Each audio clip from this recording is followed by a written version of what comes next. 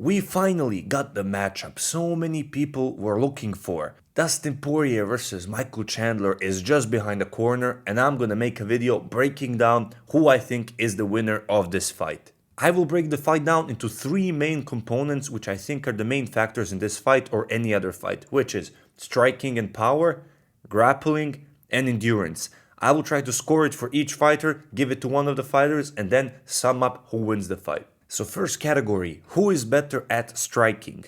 Let me be clear right from the start. I think Dustin Poirier wins in this category. Sure, Chandler has much more power than Dustin, but Dustin is a better overall striker.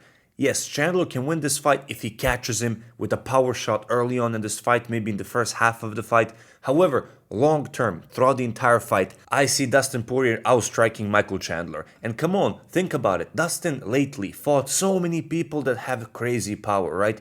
He's not the guy to get just killed in the first round. I mean, he was when he was younger, but not anymore. Think about his fight with McGregor, two fights with McGregor who has serious power. Think about Justin Gaethje fight. Think about all these fights with guys who have crazy power.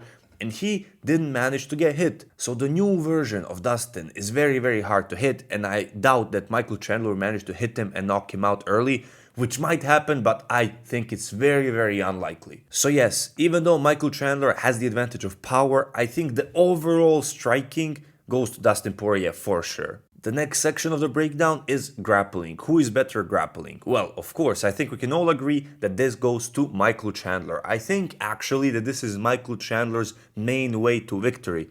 I don't think Chandler should try to strike with Dustin Poirier, maybe only in the beginning, but if it doesn't go his way, I think he needs to shoot for a double, try to take Dustin down, because his way to victory is control time on the ground, landing significant strikes and damage on the ground, also threatening submissions, right? And on top of that, exhausting Dustin with that. Because he could also, on top of all of this, exhaust Dustin with wrestling, make him tired, make his punches be a bit weaker, and then he might be able to utilize his striking, maybe even out the playing ground on striking. Of course, Dustin is a black belt in Jiu-Jitsu, but we all know that grapplers have been kind of his weakness with Oliveira and Khabib. I mean, these are supreme grapplers, but still, right? We know that when someone is able to take him down and threaten submissions, that was his biggest weakness, it seems.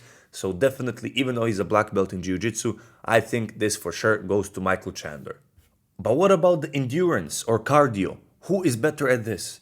So I think endurance and cardio goes to Dustin Poirier for sure. We saw him in so many wars. We saw him in so many 5-round wars. Guys, think about the war with Dan Hooker. Think about how exhausted he looked after round 2, and he still kept up the pace non-stop. Think about his war with Max Holloway. With Max Holloway, who is the king of volume, king of not getting tired, Dustin Poirier still managed to snatch that fight in the final rounds. So think about that. How many wars has Dustin Poirier have? Then on the other hand, you have Michael Chandler. Yes, he usually always ends his fights early. However, think about the Justin Gaethje fight versus Michael Chandler. That man was tired in round 2. I mean, especially round 3, he was barely keeping his hands up. He was super exhausted. Of course, he did have fights in Bellator where he would go for 5 rounds and win and all this. However, I mean, that was one of his latest showings, and it wasn't very impressive. So whether it's recency bias or I'm just judging one of his most recent performances to judge him on, but yes, his endurance and cardio doesn't look nearly as good as Dustin Poirier's. So what's my overall decision for this fight? So let me tell you, I think Dustin Poirier most likely wins this fight. I think he cleans it. I think he wins it not too easy, but relatively easy, unless Michael Chandler really doubles down on his wrestling, right?